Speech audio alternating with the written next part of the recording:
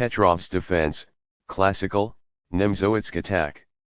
Balanced, neither player ever had an advantage. That game was pretty competitive. The opening was balanced. That was an incredible middle game by both players. Sharp games are frequently the result of starting with the king's pawn, since it dominates the center and frees up the bishop and queen on the light squares. A typical answer is e5, which builds a position in the middle, controls d4, and frees up the queen and bishop on the dark square.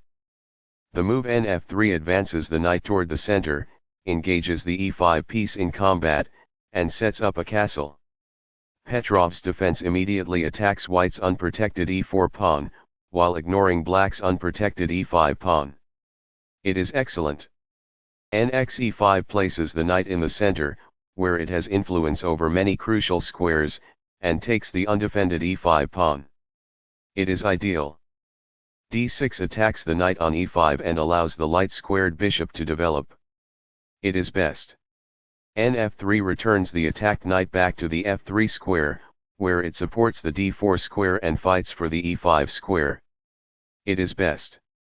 Nx e4 captures the e4 pawn and places the knight in the center of the board, where it controls many important squares. It is best. nc3 develops the knight toward the center, attacks the knight on e4 and controls the d5 square.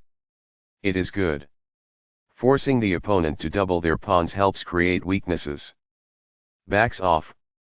By doing this, a bishop moves out of its beginning square and into the action. By doing this, a bishop moves out of its beginning square and into the action. Castling gets the king to a safer square, out of the center of the board, while also developing a rook. Castling kingside tends to be safer because the king is further from the center. By doing this, a queen moves off of its beginning square and into the action.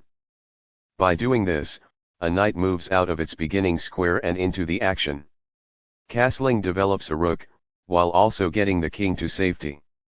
By castling to the opposite side of the board as the opponent, the game will tend to be more double-edged. It is the last book move. Not the finest, this. It is incorrect.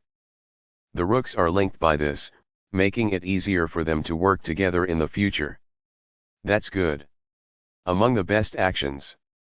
It is quite good.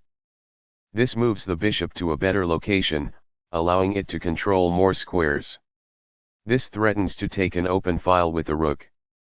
It is best. By growing a bishop from its initial square, this activates it. It is ideal. This requires an open file, a typical technique for rook activation. It is ideal. It's alright. That's good. Very precise. It is best. This poses a risk of winning a rook. That's good. This misses an opportunity to strike at the center with the pawn. It is an inaccuracy. The rook is now in a safe position. It is ideal. What I would have advised is that. It is ideal. This misses a chance to threaten a queen and gain a tempo. It is incorrect. This accomplishes this by posing a threat to a rook and compelling it to flee. This poses a material threat. That's good. The rook is now on a square that is more secure. That's good. Right on target. It is best. Balanced, neither player ever had an advantage. That game was pretty competitive.